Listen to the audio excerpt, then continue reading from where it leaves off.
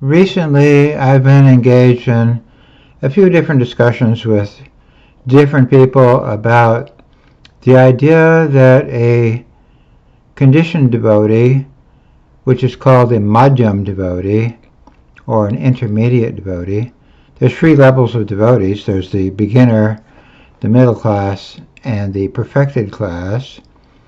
So there are different devotees in ISKCON, in the Gaudiya Math, and people like Kailash Chandra who say the Madhyam Guru is bona fide, and in fact the followers of Kailash Chandra are saying that the Madhyam is a viable alternative to accepting an uttama guru.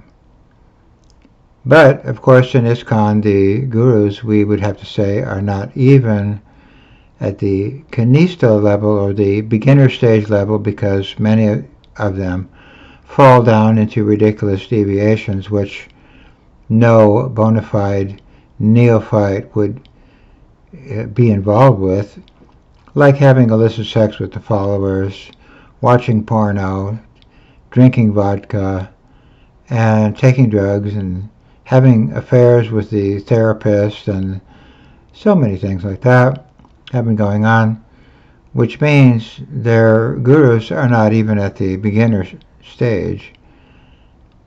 But let's discuss today a little bit the madhyam stage. Can the madhyam person, the middle stage person, be a Diksha guru? Can that person absorb the sins of other people? And we would say, no, he cannot, because Prabhupada says only the uttama should be a guru, and only the uttama has the brahmana tejas to burn off the sins of his followers. And furthermore, Srila Prabhupada says that Jesus is taking the sins of his sincere people now, even though 2,000 years has passed. So there's no time limit on the guru, the Diksha guru, being able to help a person resolve or absolve their sins. There's no time frame on that.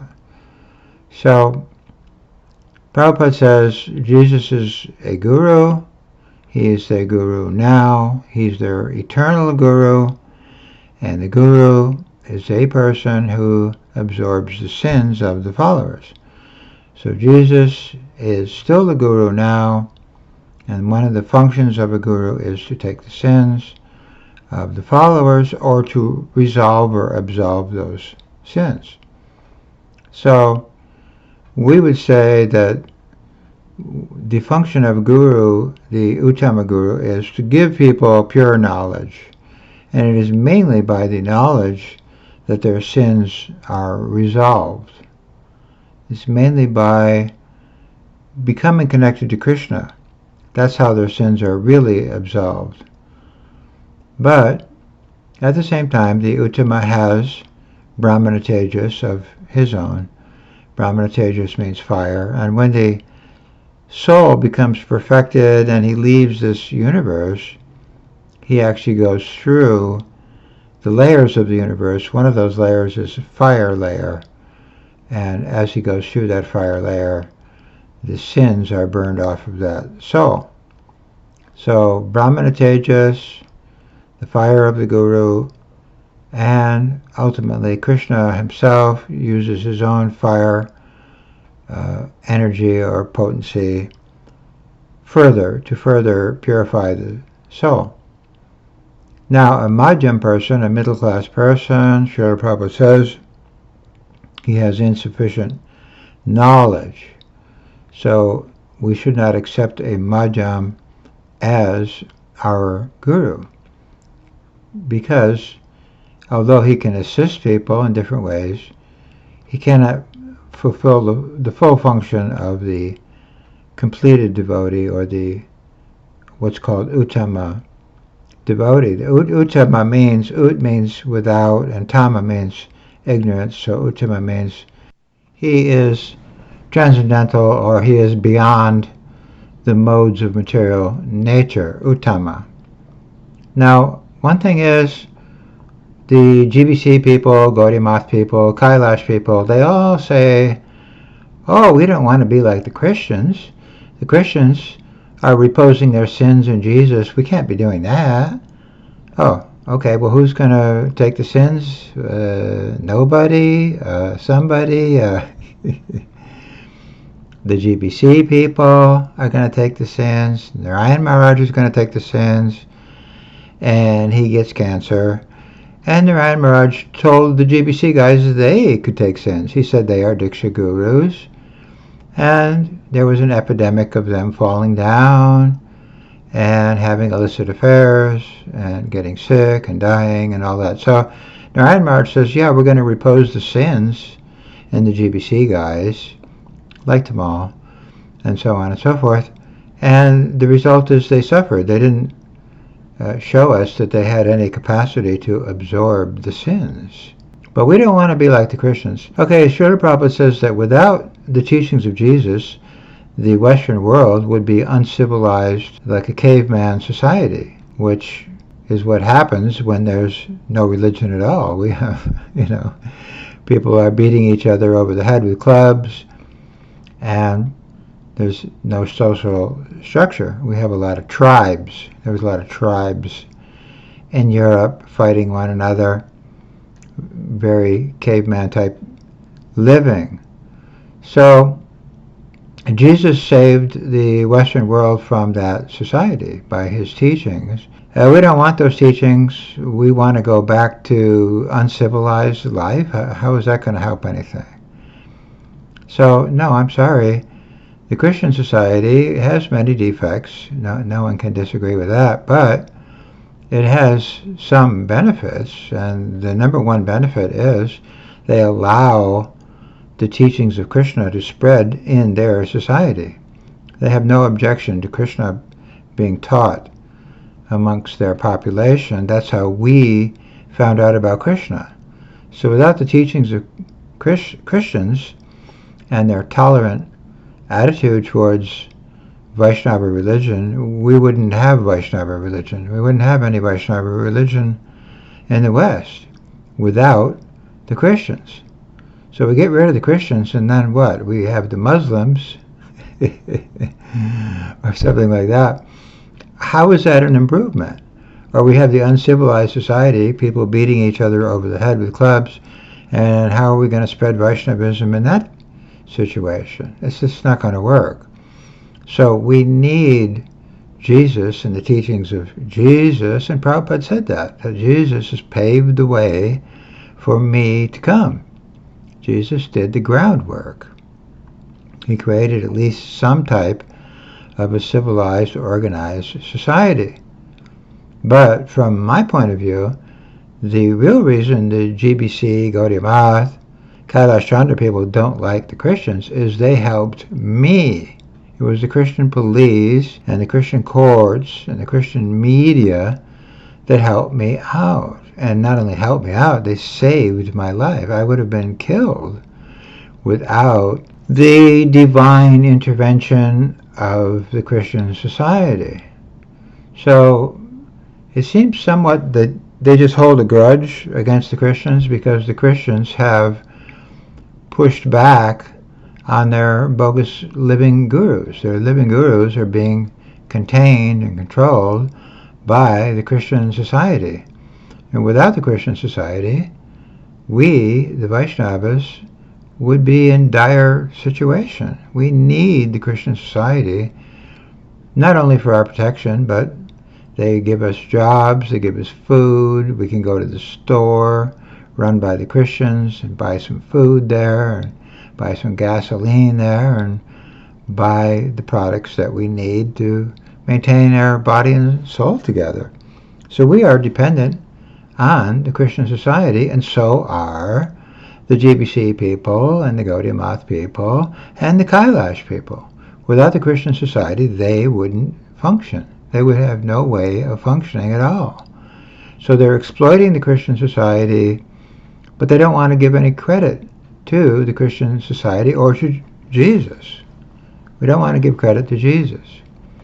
Well, fine, but we're sorry, but without Jesus, you'd be fried toast, and so would I, and so would the whole world. We need some type of civilized, organized society, at least of some type, in order to function in this world.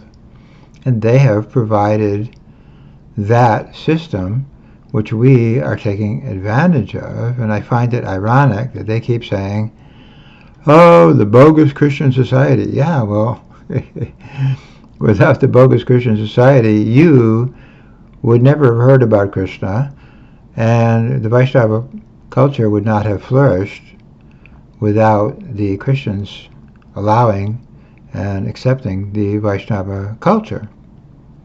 So anyway, that's a little bit of a side note. But anyway, if we notice, their idea to load up sins on nobody, that's not going to work. To load up sins on the madhyam, that's not going to work. So they don't have a system for allowing someone to have their sins nullified.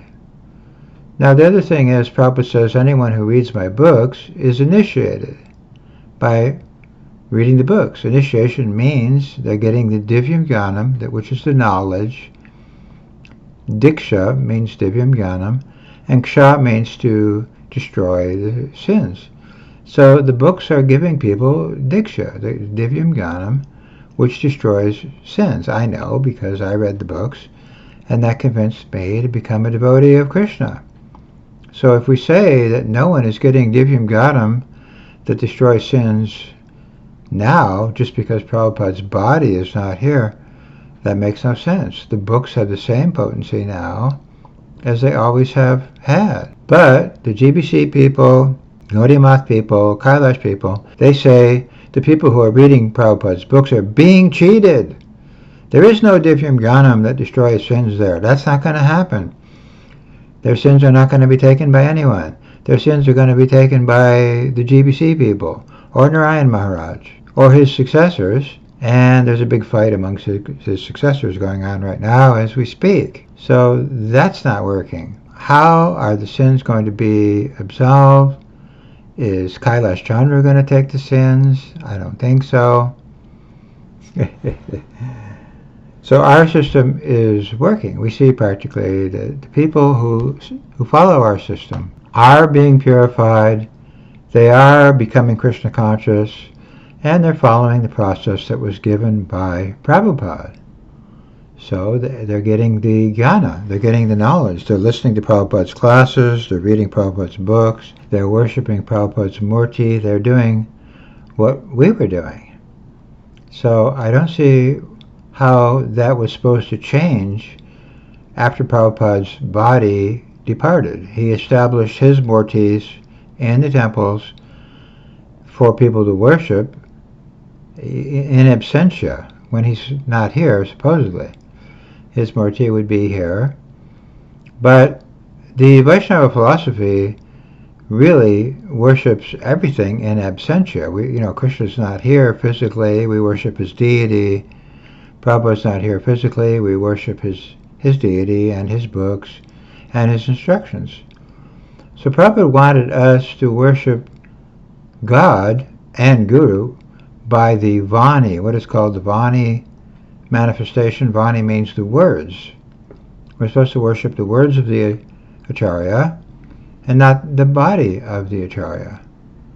So, this is another defect in their idea. They think because Prabhupada's initiated people, in other words, the people who have the bodily connection to Prabhupada and got Diksha from Prabhupada personally while he was here, they are connected to Krishna, and they should serve as the example of being connected to Krishna. But unfortunately, many of the disciples of Prabhupada who were bodily connected to Prabhupada, let's say, are the people who created some of the worst deviations from Krishna.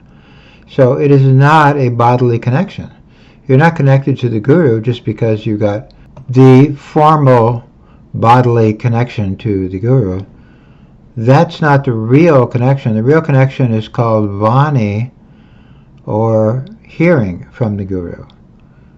Many people were in the presence of Prabhupada, including the 11 so-called Diksha Gurus, and they obviously did not understand the words of the Guru. Whereas our people, the people nowadays who are accepting Prabhupada, they do understand Prabhupada's words very clearly. They understand his instructions, so they're making progress. They're giving up bad habits, they're chanting Hare Krishna, they're worshipping the deity, they're reading Prabhupada's books, they're hearing his Vani, they're making progress. Many of the people, or I would say even most of the people who got the formal Diksha ceremony from Prabhupada have fallen away. They didn't hear. And the same thing happened in the Gaudiya Math in 1936. The people who had the bodily connection to Bhaktisiddhanta Saraswati Thakur deviated the worse, you could say, almost. So, Vani is the connection, hearing is the connection, reading Prabhupada's words is the connection. That's the actual connection. Now, some of these people from ISKCON, Gaudiya Math, and Kailasa people, they say, well, Pranjan is a sahaja, this whole idea of worshipping the pure devotee in absentia, that's what they call it, in absentia. This is bogus, this is sahaja, this is what the sahajas are doing. Well, I don't know. The sahaja idea in a nutshell is they think conditioned souls are divine souls. That's the main defect of the sahajas. They think that the material idea is the spiritual idea, or the relative truth is the absolute truth, and the absolute truth is the relative truth, and so on. So they mix everything up. That is typical of the sahajas. We are not doing that. We are saying the absolute acharya connection is the only connection. We don't say people should link themselves to GBC people or Gaudiya Math people or Kailasa's alleged supposed Madhyam Guru, which unfortunately he has not been able to produce. In 45 years he's been talking about his Madhyam Guru, but no Madhyam Guru ever manifests. So during that 45 years we've been making many followers of Prabhupada. He has made 0 followers of his Madhyam Guru. There aren't any, because he hasn't produced any. He hasn't produced any Madhyam Guru, nor any followers of any Madhyam Guru. So it's just pie in the sky, and all he's really trying to do is shut down other people who are making progress. Our people are making progress, and he's not happy to see that. Our people are chanting, they're worshipping Prabhupada. That's not good. They need to worship the theoretical, non-existing phantasm Madhyam, who has no existence. But even if the Madhyam does exist, he's a Madhyam. He shouldn't be accepted as the worshipable absolute personality. That is sahaja. That is the definition of sahaja, to accept the relative as absolute. So we do not promote that idea. Now, one other thing that is argued from time to time with these GBC, Gaudiya Math, Kailash Chandra people, well, if you are sincere, then a pure devotee will manifest. Just like the sincere devotees made Lord Chaitanya manifest. Well, why don't you manifest a pure devotee then? You're not sincere? Are you saying that you're not sincere enough to manifest a pure devotee? Well then, why should anybody else be more sincere than you? They can't manifest a pure devotee. You can't manifest a pure devotee. Well, I'm sorry, but there are gaps in the system. There are gaps when there is no pure devotee manifest at a particular time. And Prabhupada says, when there is a gap, you worship the last acharya in the line. You don't worship a GBC Guru, a Gaudiya Math Guru. You don't worship Kailasa's Madhyam Guru. You worship the last link. And the last link is Prabhupada. So they don't understand how the gap system works. When there is a gap, and there may be a gap, you connect to the last link in the parampara, and you don't worry about, am I sincere enough to manifest a pure devotee? Are other people sincere enough? That's all speculation. There are times when there is not a pure devotee on the planet. When that happens, there's a gap. When there's a gap, then people act as agents of the Acharya, representatives of the Acharya, just like people are representing Jesus. They're not claiming to be another Jesus. And anybody who does claim to be another Jesus is questioned very severely in their religion because there's been a lot of false starts with that situation. So they don't understand what Prabhupada said. When there's a gap, you worship the last link. You don't speculate that the second coming of Jesus is going to happen next week or next month or next year. There's going to be another pure devotee appearing anytime soon. We don't know that. It's all speculation. And if it's based on sincerity, then you are not sincere enough to manifest that person. So what is the point? You're not sincere, other people aren't sincere. I don't see what's the argument there. Who cares? Just worship the last link. Don't speculate. Don't worry about the next coming. So one thing we see a lot with the GBC, Gaudiya, Kailasa people, they just talk about the guru. There's going to be the guru. There will be the guru. You worship the guru. Well, who is the guru? We need to know who this guru is. Who is this Madhyam guru? Who is the GBC guru? Who is the Gaudiya guru?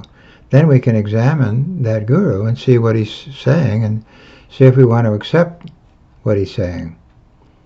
But I have one godbrother named Mahanidhi, and he does this all the time.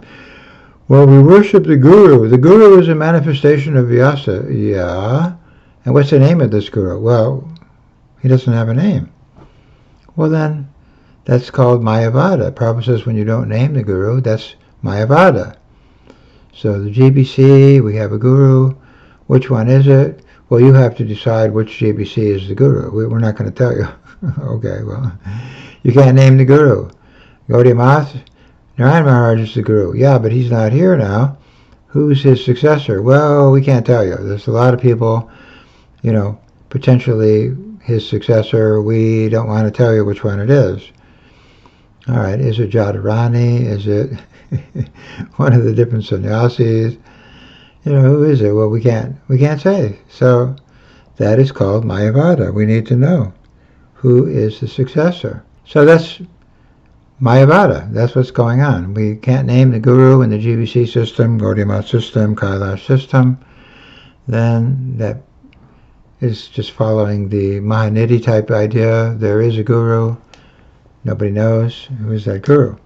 So you can't make a religion based on these ideas. You can't just say there's a guru somewhere. The guru, the GBC guru, maybe. The Gaudiya guru, maybe. The Madhyam guru, maybe. Who's going to follow a religion like that? It just doesn't even add up. And it's not working. That's why their system is not working. We don't see a big growth going on in the GBC system. More people are rejecting their system. The Gaudiya system broke down in the 1940s already. It wasn't able to expand. The Narayan Maharaj program, it's all turning it into camps. Bhagavat Maharaj said he had to leave because all these different successors were bogus. He couldn't get along with them. So, that's not working. Kailasa's Madhyam Guru, not working. He's not making devotees. He's not making programs. He's not making temples. Not printing books. Not distributing books. Not doing what Prabhupada wants done. You can only do what he wants done with people. And people are only going to come when you have an attractive, proposition for them to surrender to and follow. So to sum up then, there are people who are trying to promote the kanista or lower class devotee as a guru, or less than kanista, or Madhyam or no one. Meanwhile, what's really going on in ISKCON is that there has been mass child abuse. They're changing the books of Prabhupada, and Prabhupada said he was being poisoned. He complained about that.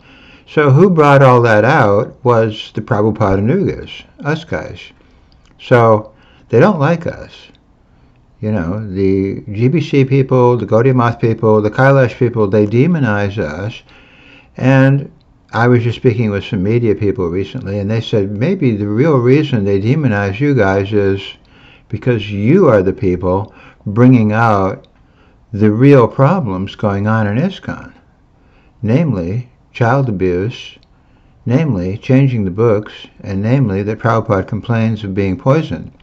So all these people are conspiring together to chop the legs off of your protest to save the evil agenda going on in ISKCON. That is what even some media people, outside people, have observed. And who are the outside people? They're the Christians. That's why they don't like the Christians. The Christians look and see this whole situation. They got to figure it out. While everybody's arguing, is the Kanista a guru? Is the Madhyam a guru? Is this a guru? Is that a guru? Meanwhile, children are getting molested. Devotees are getting banned, beaten up, sued. And all kinds of problems are going on in ISKCON while people are diverting everyone's attention over to this bogus charade of who's going to be the next guru to replace Prabhupada. You're not going to replace Prabhupada, but in the meantime, you're going to create hell for ISKCON by arguing who is going to replace Prabhupada. Anyway, I hope this helps. Haribol.